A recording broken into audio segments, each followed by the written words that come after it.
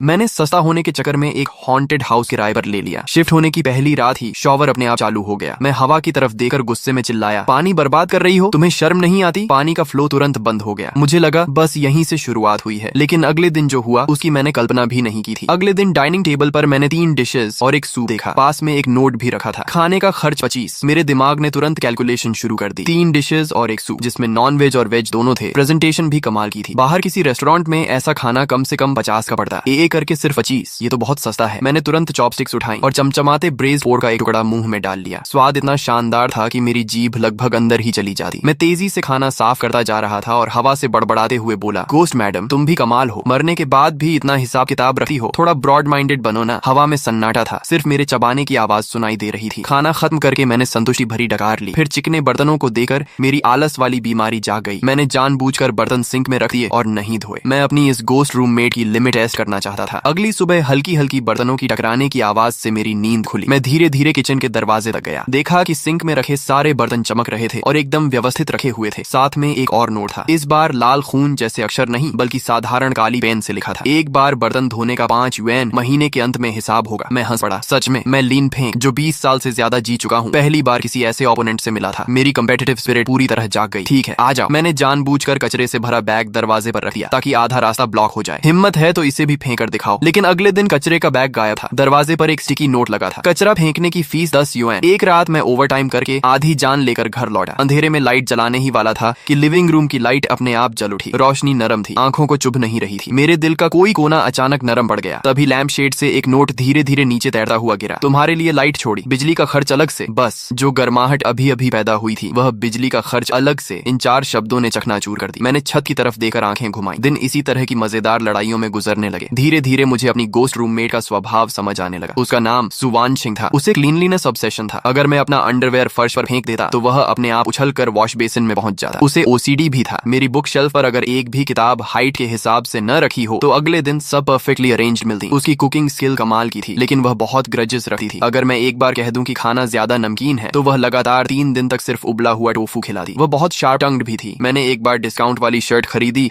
और मिरर के सामने पहनकर देख रहा था। तभी मिरर पर पानी की भाप से धीरे धीरे शब्द उभरे, तुम्हारा फैशन सेंस चिंता का विषय है, तुम्हारी टेस्ट चिंता का विषय है और तुम्हारा वॉलेट तो उससे भी ज्यादा चिंता का विषय है। मैं गुस्से से उछल पड़ा और हवा की तरफ चिल्लाया, तुम्हें क्या मतलब, खुद तो मरकर भी एए सिस्टम नहीं छोड़ पाई। फिर मिरर पर नए शब्द उभरे, तुम भी कुछ कम नहीं। मैं उसकी मौजूदगी का आदी होने लगा था। सच कहूं तो मुझे अच्छा लगने लगा था। कम से कम अब मुझे इंस्टेंट नूडल्स नहीं खाने पड़ते थे। कम से कम इस ठंडे और बेरहम बड़े शहर में कोई था जो मेरे लिए लाइट छोड़कर जाता था, भले ही उसका बिल अलग से लिया जाता था। एक दिन मेरा सबसे अच्छा दोस्त जी बोशियाओ मुझसे मिलने आया। मैंने पहले ही सुवानशिंग को वार्निंग दे दी थी, मेरा दोस्त आने वाला है, वह बहुत डरपोक है, आज थोड़ा शांत रहना। सुना, तभी टेबल पर रखी एक मैगजीन हवा में उठी और उस पर बड़े बड़े अक्षरों में ओके दिखाई दिया। अगले दिन जी बोशियाओ घर में घुसे ही बड़ा चढ़ाकर सूंघने लगा। लिन फें, क्या बात है, अमीर हो गए, कोई मेड रख ली क्या? ये घर तो तुम्हारे रहने की जगह जैसा लग ही नहीं रहा। बस मेरी हैबिट्स थोड़ी सुधर गई हैं। उसके इतना कहते ही टीवी जिसमें चैलेंज मूवी चल रही थी अचानक फाइनेंशियल चैनल पर बदल गया। जी बोशियाओ डरकर उछल पड़ा, रिमोट कहाँ है? चैनल अपने आप कैसे बदल गया? मैंने बिना एक्सप्रेशन बदले चैनल वापस बदल दिया। शायद सिग्नल की प्रॉब्लम होगी। हम बातें कर ही रहे थे कि उसके सामने रखा कप धीरे धीरे टेबल के किनारे की तरफ 5 सेंटीमीटर खिसक गया। ये क्या था? कप खुद कैसे हिला? मैंने आराम से कप वापस रख दिया। डरो मत, मेरी रूममेट थोड़ी शरारती है लेकिन खाना बहुत अच्छा बनाती है। जी बोशियाओ मुझे ऐसे देखने लगा जैसे मैं कोई मानसिक रोगी हूँ। लिन फें, क्या काम का स्ट्रेस बहुत बढ़ गया है? तुम्हें हेलुसिनेशन तो नहीं हो रहा? मैंने लंबी सांस ली। मुझे पता था कि ये बात समझाना नामुमकिन है। किसी तरह डरे हुए जी बोशियाओ को विदा करके मैं उदास होकर सोफा पर बैठ गया। तभी लिविंग रूम की रोशनी थोड़ी और धीमी हो गई और पहले से भी ज्यादा नरम लगने लगी। मैंने सिर घुमाकर उस बड़ी फ्रेंच विंडो की तरफ देखा। पहली बार मुझे एक लंबी लड़की का सफेद कपड़ों में लिपटा हुआ सिलुएट इतनी साफ दिखाई दिया। वह अब भी आधी ट्रांसपेरेंट थी, जैसे चलती हुई धुंध हो, लेकिन अब मैं उसके कंधों तक आते लंबे बाल साफ देख सकता था। वह बड़ी सावधानी से उस खिड़की को साफ कर रही थी जिसे मैं सुबह ठीक से साफ नहीं कर पाया था। उसकी हर हरकत में फोकस, सीरियसनेस और लगभग ऑब्सेसिव एलिगेंस थी। अचानक मुझे लगा कि मेरे दोस्त की चिंता और दुनिया की सारी गलतफहमियां बिल्कुल मायने नहीं रखती। इस विशाल शहर में आखिरकार मेरे पास एक घर था और एक बहुत ही अनोखा परिवार का सदस्य भी। लेकिन अच्छी चीजें ज्यादा समय तक नहीं टिकी। कैपिटलिज्म की ठंडी हवा आखिर मेरे जैसे छोटे एम्प्लॉय तक भी पहुंच गई। एक ठंडी ईमेल और कुछ बेजान ऑफिशियल लाइंस ने मेरी उस नौकरी को खत्म कर दिया जिसके बदले मैं रोज 2 घंटे का कम्यूट करके बस मामूली सैलरी पाता था। एक कार्डबोर्ड बॉक्स हाथ में लिए मैं भीड़ भाड़ वाली सड़क पर चल रहा था। पहली बार मुझे लगा जैसे मैं भी फेंका हुआ कचरा हूँ। घर लौटकर मैंने खुद को कंबल में ढक लिया और लंबे समय से दबाए हुए एहसासों को भीतर ही भीतर दबाए रखा। दुख और बेचैनी आखिर उस पल बाहर निकल आए। पता नहीं मैं कितनी देर तक तक रोता रहा। तभी लिविंग रूम से हल्की हल्की एक सुरीली क्लासिकल म्यूजिक की धुन सुनाई देने लगी। वह मेरी सबसे पसंदीदा डिवोजा की सिम्फनी थी। मैंने एक बार खाना खाते समय हवा से कहा था, ये म्यूजिक बहुत अच्छा है। इसे सुनकर लगता है कि चाहे दिन कितने भी मुश्किल हों, उन्हें पार किया जा सकता है। मैं नाक पहुंचता हुआ भारी कदमों से कमरे से बाहर निकला। डाइनिंग टेबल पर गर्मा गर्म कोका कोला चिकन विंग्स रखे थे। पास में एक नोट चुपचाप रखा था, उस पर सिर्फ 2 शब्द लिखे थे, फ्री ऑफ चार्ज। आखिरकार मेरी आंखों से आंसू बह निकले। इस बार दुख की वजह से नहीं, बल्कि उस गर्माहट की वजह से। मैंने पहली बार हवा की तरफ गंभीरता से देखकर कहा, धन्यवाद सुवानचिंग। हवा में जैसे बहुत हल्की सी एक आह सुनाई दी। खाना खाने के बाद मैंने लैपटॉप खोला और पागलों की तरह रिज्यूम्स भेजने लगा। लेकिन जो भी रिज्यूम भेजता वह समुद्र में पत्थर फेंकने जैसा साबित होता। कभी कभी इंटरव्यू का मौका मिलता भी तो आखिरी दौर में रिजेक्ट हो जाता। बैंक अकाउंट का बैलेंस हर दिन कम होता जा रहा था और एंग्जाइटी धीरे धीरे मेरे नर्व्स को खा रही थी। मैं पूरी रात सो नहीं पाता था। आखिरकार एक दिन मुझे मेरी ड्रीम कंपनी से इंटरव्यू कॉल मिला। मैंने तुरंत अपनी सबसे अच्छी और एकमात्र फॉर्मल सूट निकाल ली। इंटरव्यू वाले दिन मैं सुबह बहुत जल्दी उठ गया, लेकिन ज्यादा नर्वस होने की वजह से नीचे कॉफी शॉप में ब्रेकफास्ट खरीदे समय मेरा हाथ फिसल गया और एक कप गर्म कॉफी पूरी की पूरी मेरी शर्ट पर गिर गई। उस पल मुझे लगा जैसे आसमान टूट पड़ा हो। मैं बदहवास होकर घर की तरफ भागा। इंटरव्यू में सिर्फ 1 घंटा बचा था। नई शर्ट खरीदने का समय बिल्कुल नहीं था। क्या मुझे सच में हार मान लेनी चाहिए? तभी बाथरूम से वॉशिंग मशीन के चालू होने की हल्की आवाज आई। मैं चौंक गया। दौड़कर अंदर गया तो देखा कि कॉफी से खराब हुई शर्ट वॉशिंग मशीन में घूम रही थी। 20 मिनट बाद वॉशिंग मशीन रुकी और ड्रायर चालू हो गया। फिर 20 मिनट बाद एक साफ, गर्म और हल्की खुशबू वाली शर्ट एक अदृश्य हैंगर पर टंगी हुई मेरे कमरे के दरवाजे पर दिखाई दी। मैं उस बिल्कुल नई जैसी लग रही शर्ट को देखता रह गया। ऐसा लग रहा था जैसे सपना देख रहा हूँ। मैंने तुरंत कपड़े बदले और घर से भागा। मेट्रो स्टेशन तक पहुंचने वाली सड़क पर सुबह का रश आवर था। समय तेजी से निकल रहा था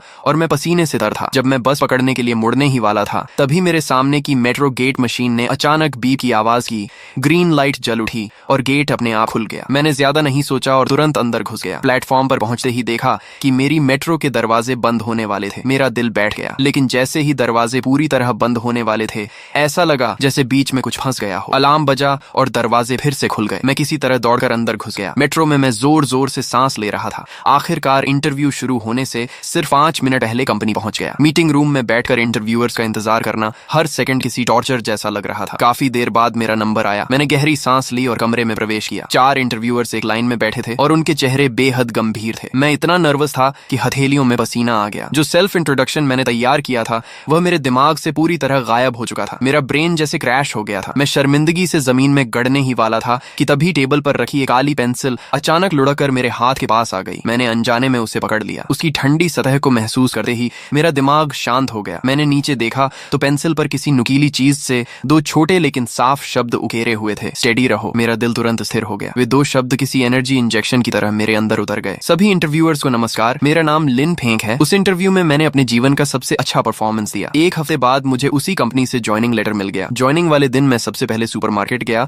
और एक अच्छी वाइन की बोतल के साथ बहुत सारी ताजी इंग्रेडिएंट्स खरीद लाया। घर लौटकर मैंने ढेर सारे डिशेस बनाए, फिर 2 ग्लासेस में वाइन भरी और उनमें से एक ग्लास उठाया। सुवानचिंग, ये जाम तुम्हारे नाम। धन्यवाद, मेरी सबसे बेहतरीन सपोर्ट। दूसरा वाइन ग्लास हल्का सा हिला और उसमें से टकराने की साफ आवाज आई, जैसे वह मेरे टोस्ट का जवाब दे रही हो। मैं मुस्कुराया, लेकिन मेरी आंखें नम हो गईं। मुझे पता था कि मैं अकेला नहीं हूँ। मेरे पास एक अदृश्य गार्डियन था। नई जॉब मिलने के बाद मेरी और सुवानचिंग की साथ रहने वाली जिंदगी पहले से कहीं ज्यादा हार्मोनियस हो गई। मैं पैसे कमाने का काम करता था और वह घर को परफेक्टली मैनेज करती थी। साथ ही अपनी फाइनेंशियल लॉजिक से मेरे खर्चों पर नजर रखती और इन्वेस्टमेंट प्लानिंग भी करती। धीरे धीरे मुझे उसकी यह अनोखी कंपेनियनशिप पसंद आने लगी। रोज काम से लौटने पर गर्म खाना मिलता। हर महीने सैलरी आने पर एक फाइनेंशियल डायरेक्टर की तरह बजट तैयार मिलता। काम में कोई मुश्किल आती तो मेरी स्टडी टेबल पर किसी रहस्यमयी तरीके से उससे जुड़ी बुक्स और रेफरेंस मटेरियल्स दिखाई देने लगे। वह एक खामोश मेंटोर, एक परफेक्ट हाउसकीपर और सबसे परिचित अजनबी बन चुकी थी। लेकिन मैं उसके अतीत के बारे में कुछ भी नहीं जानता था। जैसे जैसे हमारी अंडरस्टैंडिंग बढ़ती गई, मेरी क्यूरियोसिटी भी बढ़ती गई। आखिर सुवानचिंग की मौत कैसे हुई थी? इंटरनेट पर मौजूद उस पुराने और अस्पष्ट रिपोर्ट में लिखा था कि उसकी मौत एक्सीडेंटल गैस पॉइजनिंग से हुई थी। लेकिन मुझे हमेशा कुछ गलत लगता था। एक दिन मैंने उससे पूछा, सुवानचिंग, तुम्हारी मौत आखिर कैसे हुई थी? कमरे की लाइट एक बार झपकी। ऐसा लगा जैसे वह कुछ कहना चाहती हो, लेकिन किसी अदृश्य शक्ति ने उसे रोक रखा हो। वह साफ तरीके से मैसेज नहीं दे पा रही थी। उसकी प्रतिक्रिया जितनी ज्यादा तीव्र होती गई, मेरा शक उतना ही गहरा होता गया। आखिरकार मैंने फैसला कर लिया कि इस रहस्य की शुरुआत इसी घर से करनी होगी। मैं उस प्रॉपर्टी एजेंट के पास पहुंचा जिसने मुझे यह घर किराए पर दिलवाया था, जो मान ली। मैंने उसे पास के एक रेस्टोरेंट में मिलने के लिए बुलाया और बहाना बनाया कि मैं लीज रिन्यू करने के बारे में सलाह लेना चाहता हूँ। जो मान ली हमेशा की तरह गर्मजोशी और मुस्कुराहट से भरी हुई थी। मिस्टर लिन, वहाँ रहने की आदत पड़ गई होगी ना? घर की लोकेशन अच्छी है, लेआउट भी अच्छा है। बस पहले थोड़ा इंसिडेंट हो गया था, इसलिए आम लोग वहाँ टिक नहीं पाते। लेकिन आपको देखकर लगता है सब बढ़िया चल रहा है, आपका चेहरा तो पहले से भी ज्यादा हेल्थी लग रहा है। मैंने मुस्कुराकर कहा, घर तो सच में अच्छा है, बस मुझे थोड़ी क्यूरियोसिटी है। आखिर पहले वहाँ क्या हुआ था? मैंने ऑनलाइन सर्च किया था, लेकिन सिर्फ एक वेग न्यूज मिली जिसमें लिखा था कि मालिक की एक्सीडेंट में मौत हो गई थी। जो मानली ने तुरंत बात घुमा दी। अरे पुरानी बात है, बस एक एक्सीडेंट था। जवान लोग इतनी बातें मत सोचो, आराम से रहो। वैसे भी उस घर की फेंग शुई काफी अच्छी है, देखो ना, वहाँ रहने के बाद तुम्हें और अच्छी नौकरी मिल गई, ये तो अच्छे लक की निशानी है। वह लगातार मुझे ज्यादा न सोचने की सलाह देती रही, लेकिन उसकी यह जरूरत से ज्यादा गर्मजोशी मुझे अजीब लग रही थी। एक सामान्य एजेंट को किराए और कॉन्ट्रैक्ट की चिंता होती है, वह मेरी मेंटल स्टेट को लेकर इतनी परेशान क्यों थी और बार बार मुझे घर के अतीत के बारे में जानने से क्यों रोक रही थी। थोड़ी औपचारिक बातें करने के बाद मैंने जो मानली से विदा ली, लेकिन इस मुलाकात ने मेरे शक दूर करने के बजाय और बढ़ा दिए। उस रात मुझे एक ऐसा सपना आया जिसने मेरे भीतर डर भर दिया। मैं घने सफेद कोहरे के बीच खड़ा था, चारों तरफ कुछ दिखाई नहीं दे रहा था। तभी मुझे एक जानी पहचानी लेकिन अजनबी सी आवाज सुनाई दी। कोई बहुत गुस्से में बहस कर रहा था। वह सुवानछिंग की आवाज थी। जो मानली, तुम पागल हो गई हो, मैंने तुम्हें दोस्त माना था और तुमने पैसों में हाथ डाल दिया। दूसरी आवाज घबराई हुई थी। वानछिंग, बस एक बार मेरी मदद कर दो, आखिरी बार, मैं वादा करती हूँ कि सारा नुकसान पूरा कर दूंगी। सुवानछिंग ने ठंडे स्वर में कहा, नामुमकिन, ये क्लाइंट्स का पैसा है, तुम क्राइम कर रही हो। दूसरी आवाज अचानक चीख उठी, तो तुम मुझे मरने पर मजबूर कर रही हो। बहस और तेज हो गई। फिर अचानक एक भारी सी धमक सुनाई दी, जैसे किसी चीज से जोरदार वार किया गया हो। उसके बाद किसी के जमीन पर गिरने की आवाज आई और फिर सब कुछ शांत हो गया। मैं झटके से जाग उठा, मेरा दिल तेजी से धड़क रहा था और पीठ ठंडे पसीने से भीग चुकी थी। वह सपना बहुत ज्यादा रियल लगा था। जो मानली, सपने में सुवानछिंग ने साफ उसका नाम लिया था। मैंने तुरंत लाइट जलाई, तभी मेरी नजर स्टडी रूम के दरवाजे पर पड़ी। वह आधा खुला हुआ था। मुझे साफ याद था कि सोने से पहले मैंने उसे बंद किया था। मैं धीरे धीरे अंदर गया। स्टडी टेबल के सबसे नीचे वाला लॉक ड्रॉअर खुला हुआ था। उसके अंदर एक काली लेदर डायरी रखी थी। मेरा दिल एक पल के लिए रुक गया। क्या सुवानछिंग मुझे कुछ दिखाना चाहती थी? कांपते हाथों से मैंने डायरी खोली। ज्यादातर पेजेस में फाइनेंस, इन्वेस्टमेंट्स और रोजमर्रा की बातें लिखी थी। मैं तेजी से पेजेस पलटा गया। आखिर डायरी के पिछले हिस्से में मुझे एक नाम बार बार दिखाई दिया, जो मानली। डायरी के अनुसार सुवानछिंग और जो मानली बिजनेस पार्टनर्स थीं। दोनों ने मिलकर एक इन्वेस्टमेंट प्रोजेक्ट शुरू किया था, लेकिन बाद में सुवानछिंग को पता चला कि जो मानली ने उससे छिपाकर बड़ी रकम निकाल ली थी और उसे हाई रिस्क वर्चुअल करेंसी में लगा दिया था। निवेश बुरी तरह फेल हो गया और एक बहुत बड़ा फाइनेंशियल लॉस हो गया। डायरी में सुवानछिंग ने लिखा था, मैं विश्वास नहीं कर पा रही कि जो मानली ऐसा कर सकती है। इतने सालों का भरोसा लालच के सामने बेकार साबित हो गया। उसे अपने किए की जिम्मेदारी लेनी ही होगी, चाहे इसका कोई भी परिणाम क्यों ना हो। ये उसकी डायरी की आखिरी एंट्री थी। मेरा खून जैसे जम गया। डायरी लेकर मैं लिविंग रूम में वापस आया और कांपती आवाज में हवा से पूछा, सुवानछिंग, क्या तुम्हारी हत्या जो मानली ने की थी? मेरे शब्द खत्म होते ही सिर के ऊपर लगा क्रिस्टल शैंडलियर जोर जोर से हिलने लगा। दीवार पर टंगी घड़ी नीचे गिरकर चकनाचूर हो गई और पूरे कमरे में कांच टूटने की तेज आवाज गूंज उठी। कमरे का तापमान अचानक बहुत नीचे गिर गया। ये अब तक की सबसे तीव्र प्रतिक्रिया थी जो मैंने सुवानछिंग से देखी थी, लेकिन इसी प्रतिक्रिया ने मेरे सारे शक यकीन में बदल दिए। सुवानछिंग की मौत कोई एक्सीडेंट नहीं थी, उसकी हत्या हुई थी और वह हत्यारी वही थी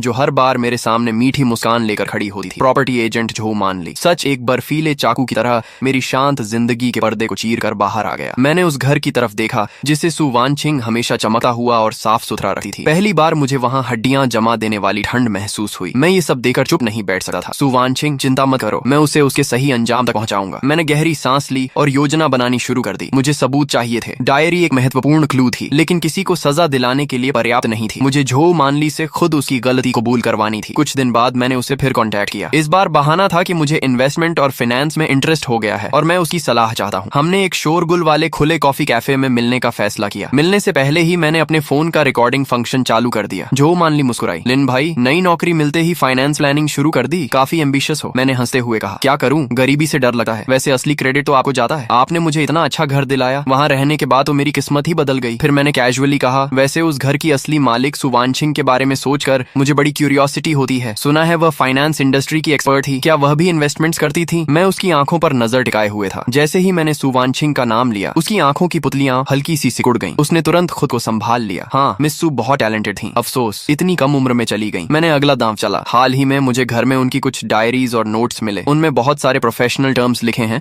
जो मेरी समझ से बाहर हैं। क्या आप कभी समय निकालकर उन्हें देख सकती हैं? यह सुनते ही उसके चेहरे पर पहली बार एक हल्का बदलाव दिखाई दिया। कॉफी का पकड़ते हुए उसका हाथ थोड़ा कांप गया। डायरी, उसने जल्दी से कहा, दूसरों की प्राइवेट चीजें पढ़ना ठीक नहीं होता। फिर उसने अचानक विषय बदल दिया। वैसे लिन भाई, उस घर में रहने के दौरान कोई अजीब घटना तो नहीं हुई? मैंने अनजान बनते हुए पूछा। अजीब घटना? कैसी? उसकी आवाज धीमी हो गई और आंखों में एक अलग ही खोजी नजर दिखाई दी, जैसे रात में कोई आवाज सुनाई देना या चीजों का अपने आप हिलना डुलना। मेरा दिल एक पल को डूब गया। वह मुझे टेस्ट कर रही थी। वह जानना चाहती थी कि क्या मुझे सुवानछिंग की मौजूदगी का पता चल चुका है। मैंने हंसकर कहा, नहीं तो, मैं वहाँ बहुत अच्छी नींद सोता हूँ, शायद मेरी किस्मत मजबूत है। उस लंच में हम दोनों एक दूसरे को परखते रहे। रहे, लेकिन किसी को भी अपनी मनचाही जानकारी नहीं मिली। उस दिन के बाद मुझे लगातार ऐसा महसूस होने लगा कि कोई अदृश्य नजर मेरा पीछा कर रही है। ऑफिस से घर लौटे समय हमेशा लगता जैसे कोई थोड़ी दूरी पर मेरे पीछे चल रहा हो, लेकिन पीछे मुड़कर देखने पर कभी कोई दिखाई नहीं देता। घर में भी पैरानॉर्मल घटनाएं बदलने लगी। पहले जहां साफ सफाई, गर्म खाना और केयरिंग नोट्स मिलते थे, अब माहौल डरावना हो गया था। आधी रात को लिविंग रूम से चाकू घिसने जैसी आवाजें आने लगी, एक बार, फिर दूसरी बार और फिर लगातार। रात की खामोशी में वे आवाजें रोंगटे खड़े कर देती थीं। बाथरूम के मिरर पर अचानक खून जैसे लाल रंग का हाथ का निशान दिखाई देने लगा, जैसे कोई अभी अभी उसके अंदर से निकलने की कोशिश कर रहा हो। लेकिन मैं जानता था कि यह सब सुवानछिंग नहीं कर रही थी। उसकी पैरानॉर्मल मौजूदगी में हमेशा व्यवस्था और एक अजीब सी कोमलता होती थी, जबकि ये सारी घटनाएं सिर्फ नफरत, डर और धमकी से भरी हुई थी। मुझे यकीन था कि जो मानली ने किसी तरीके या किसी आदमी का इस्तेमाल करके यह सब रचाया था ताकि मैं डर कर घर छोड़ दूं। वह घबरा गई थी। उसे डर था कि कहीं मैं सुवानछिंग की छोड़ी हुई चीजों में ऐसा कोई राज न ढूंढ लूं जो कभी सामने नहीं आना चाहिए था। एक रात मैं बुरे सपने से जाग गया। मेरी नजर बेडरूम की खिड़की पर पड़ी। शीशे पर हल्की धुंध जमी हुई थी और उस धुंध पर धीरे धीरे कुछ शब्द उभर रहे थे। यह सुवानछिंग थी। उसने अपनी पूरी ताकत लगाकर 3 शब्द लिखे थे। खतरा, चले जाओ। उसकी लिखावट पहले जैसी मजबूत नहीं थी। अक्षर टेढ़े मेढ़े और कमजोर थे, जैसे किसी भी पल गायब हो सकते हो। मेरा दिल जोर से कस गया। वह मुझे बचाने की कोशिश कर रही थी। खुद फंसी होने के बावजूद उसका पहला विचार मेरी सुरक्षा था। मैं खिड़की के पास गया, उन शब्दों को हाथ से मिटा दिया और ठंडे शीशे से टिकर धीरे लेकिन दृढ़ आवाज में बोला, यह हमारा घर है, यहाँ से किसी और को जाना होगा। अगले दिन मैंने छुट्टी ले ली। ऑनलाइन कुछ छोटे हिडन कैमरास मंगवाए जो चार्जर और दूसरी चीजों के अंदर छिप सकते थे। एक कैमरा मुख्य दरवाजे की तरफ लगाया और दूसरा स्टडी रूम की बुक शेल्फ पर। कैमरास लगाने के तीसरे दिन ही जो मानली का फोन आ गया। गैस कंपनी इलाके में सेफ्टी इंस्पेक्शन कर रही है। एजेंट होने के नाते मुझे उनके साथ आकर तुम्हारे घर की गैस पाइपलाइन चेक करनी होगी। बताओ कब आना ठीक रहेगा? Gas pipeline inspection. क्या शानदार बहाना था। इससे वह कानूनी तरीके से घर के अंदर आ सकती थी और शायद अपनी अगली चाल भी चल सकती थी। मैंने भीतर की घृणा दबाते हुए कहा, जरूर, मैं आज घर पर ही हूँ, आप कभी भी आ सकती हैं। फोन रखते ही मैंने सुवानछिंग के लिए एक नोट लिखा। स्टिकी नोट पर मैंने लिखा, वह आने वाली है, आगे का खेल मौके के हिसाब से खेलेंगे। ये लिखकर मैंने वह नोट लिविंग रूम में रख दिया, जहाँ वह आसानी से दिखाई दे। लगभग आधे घंटे बाद डोरबेल बजी। पीप होल से देखा तो बाहर झो मानली खड़ी थी। मैंने दरवाजा खोला और मुस्कुराते हुए उसे अंदर बुला लिया। झो दीदी, आपको तकलीफ करनी पड़ी। वह हंसकर बोली, अरे नहीं नहीं, ये तो सबकी सेफ्टी के लिए है। लेकिन जैसे ही वह घर के अंदर आई, उसकी आंखें लगातार हर कोने को स्कैन करने लगी। वह किसी जहरीले सांप की तरह लिविंग रूम, डाइनिंग एरिया और बैल्कनी को गौर से देखती रही। आखिर उसकी नजर स्टडी रूम के उस बंद दरवाजे पर जाकर रुकी। वह गैस स्टोव और वाटर हीटर के पास जाकर इंस्पेक्शन का नाटक करने लगी, लेकिन उसका ध्यान कहीं और था। तभी उसके पैरों के पास रखी एक डाइनिंग चेयर अचानक आधा मीटर पीछे खिसक गई। कौन? झो मानली का चेहरा तुरंत सफेद पड़ गया। उसने घबरा कर पीछे देखा, लेकिन वहाँ कोई नहीं था। मैंने मासूमियत से पूछा, क्या हुआ झो दीदी? उसने खुद को संभालते हुए कहा, कुछ नहीं, शायद मेरी आंखों का भ्रम होगा। लेकिन उसके माथे पर पसीने की बारीक बूंदें उभर आई थीं। इससे साफ था कि उसके मन में डर बैठा हुआ था। जो इंसान दोषी नहीं होता, वह एक हिलती हुई कुर्सी से इतना नहीं डरता। कुछ देर बाद उसने कहा, मैं जरा वॉशरूम होकर आती हूँ। मैं लिविंग रूम के कोने में लगे मिरर के रिफ्लेक्शन से उसकी हर हरकत पर नजर रखे हुए था। वह 2 कदम बाथरूम की तरफ गई, फिर अचानक दिशा बदलकर दबे पांव स्टडी रूम की तरफ बढ़ने लगी। वह आ गई थी। उसका असली निशाना स्टडी रूम में रखी सुवानछिंग की चीजें थीं। मेरा दिल गले तक आ गया। जैसे ही उसका हाथ स्टडी रूम के हैंडल को छूने वाला था, बाथरूम का बल्ब जोरदार धमाके के साथ फट गया। उसी पल वॉश बेसिन का टैप, शावर, टॉयलेट टैंक और घर के हर वाटर आउटलेट से एक साथ पानी बहने लगा। जो मानली ने डर से चीख मार दी और लगभग रेंगते हुए स्टडी रूम के सामने से पीछे हट गई। मैं भी तुरंत दौड़कर पहुंचा और उससे ज्यादा घबराया हुआ दिखने का नाटक किया। क्या हुआ जो दीदी? वह कांपती हुई बाथरूम की तरफ इशारा करने लगी। ये घर, मैंने कंधे उचकाए। अरे यहाँ तो कभी कभी ऐसा होता रहता है, शायद वायरिंग पुरानी है, आदत पड़ जाएगी। जो मानली ने बर्बाद बाथरूम की तरफ देखा, फिर लिविंग रूम की उस डरावनी खामोशी की तरफ जो किसी कब्रिस्तान जैसी लग रही थी। उसके चेहरे पर डर साफ दिखाई दे रहा था। वो, लिन भाई, मुझे लगता है पाइपलाइन में कोई समस्या नहीं है, कंपनी में भी कुछ काम है, मैं चलती हूँ। वह लगभग भागती हुई दरवाजे तक पहुंची और जल्दी जल्दी जूते पहनने लगी। लेकिन दरवाजा खोलकर बाहर निकलने से पहले उसने मेरी तरफ एक बार पलट कर देखा। इस बार उसके चेहरे पर कोई बनावटी मुस्कान नहीं थी। उसकी आंखों में सिर्फ ठंडी नफरत और साफ दिखाई देती हत्या की इच्छा थी। मेरी रीढ़ में ठंडक दौड़ गई, लेकिन मैं पीछे नहीं हटा। मैंने उसकी आंखों में आंखें डालकर देखा। अगले ही पल दरवाजा जोर से बंद हो गया। मैं दरवाजे के पीछे टिक गया और लंबी सांस छोड़ी। मेरे पैर इतने कमजोर हो गए थे कि मैं लगभग जमीन पर बैठ गया। तभी लिविंग रूम में रखा वह स्टिकी नोट, जिस पर मैंने मौके के हिसाब से काम करना लिखा था, धीरे धीरे हवा में उड़ता हुआ नीचे गिर गया। मैं उसे उठाने गया और अनायास मुस्कुरा दिया। पहला राउंड मैं जीत चुका था। मैंने तुरंत फोन निकाला और हिडन कैमरास की रिकॉर्डिंग चेक की। वीडियो में साफ दिखाई दे रहा था कि जो मानली चुके से स्टडी रूम की तरफ बढ़ रही थी और जाते समय उसका वह जानलेवा लुक भी रिकॉर्ड हो गया था। मेरे पास एक और सबूत आ गया था, लेकिन मैं जानता था कि यह सिर्फ शुरुआत ही। उसकी यह नाकाम कोशिश उसे और ज्यादा खतरनाक बना देगी। अगली बार वह कोई दिखावा नहीं करेगी। तूफान मेरी उम्मीद से कहीं जल्दी आ गया। जो मानली ने पूरी तरह अपना नकली चेहरा उतार फेंका। फेंका। उसे पता था कि यह घर हॉन्टेड है और उसने इसी बात का फायदा उठाने का फैसला किया। वह वही पुराना तरीका दोहराना चाहती थी। वह चाहती थी कि मेरी मौत ही एक केयरफुली प्लान्ड एक्सीडेंट लगे, गैस पॉइजनिंग। रात के 2 बजे मैं लिविंग रूम से आई एक भारी आवाज सुनकर जाग गया। ऐसा लगा जैसे कोई बैल्कनी से अंदर कूदा हो। मेरे दिमाग में तुरंत एक नाम आया, झो मानली। मैंने सांस रोक ली और धीरे से बिस्तर से उतर गया। बेडरूम के दरवाजे के पीछे छिपकर मैंने बाहर झांका। लिविंग रूम में एक काला साया धीरे धीरे आगे बढ़ रहा था। उसके हाथ में एक टूल बैग था और वह सीधे किचन की तरफ जा रहा था। मेरा दिल इतनी तेजी से धड़क रहा था कि लगा अभी बाहर निकल आएगा। मैंने खुद को मजबूर किया कि शांत रहूं। बेडसाइड टेबल से फोन उठाया, उसकी ब्राइटनेस सबसे कम की और कांपती उंगलियों से 110 डायल कर दिया। कॉल कनेक्ट होते ही मैंने कुछ नहीं कहा, बस फोन को लिविंग रूम की तरफ कर दिया। मैंने कहीं पढ़ा था कि अगर कोई बिना बोले इमरजेंसी कॉल करे तो ऑपरेटर समझ जाता है कि कॉलर खतरे में है और लोकेशन ट्रेस करने की कोशिश करता है। ये सब करने के बाद मैंने कैमरा ऐप खोला और लाइव स्ट्रीमिंग चालू कर दी। फिर पहले से तैयार किया हुआ एक इमरजेंसी मैसेज अपने दोस्त जी बोशियाओ को भेज दिया। मैसेज में लिखा था, अगर मेरे साथ कुछ हो जाए तो यही सबूत है, पुलिस को खुद कॉल मत करना, उनके कांटेक्ट करने का इंतजार करना। मैसेज भेजने के बाद मैं दरवाजे के पीछे छिपा रहा और फोन को इतनी जोर से पकड़ा हुआ था कि उंगलियां सफेद पड़ गई थीं। लिविंग रूम में झो मानली किचन के दरवाजे तक पहुंच चुकी थी। वह अंदर जाकर कुछ करने वाली थी, लेकिन जैसे ही उसने किचन का दरवाजा खोला, अचानक एक जोरदार धमाका हुआ। किचन का दरवाजा उसके सामने जोर से बंद हो गया। झो मानली बुरी तरह चौंक गई। अगले ही पल वह पागलों की तरह दरवाजे पर मुक्के मारने लगी। दरवाजा खोलो, अंदर कौन है, बाहर निकलो। मैं दरवाजे की दरार से देख रहा था। लिविंग रूम की हवा में एक आधा पारदर्शी साया तेजी से कांप रहा था। वह सु वानचिंग थी, लेकिन आज उसकी आकृति पहले से कहीं ज्यादा धुंधली और कमजोर दिखाई दे रही थी।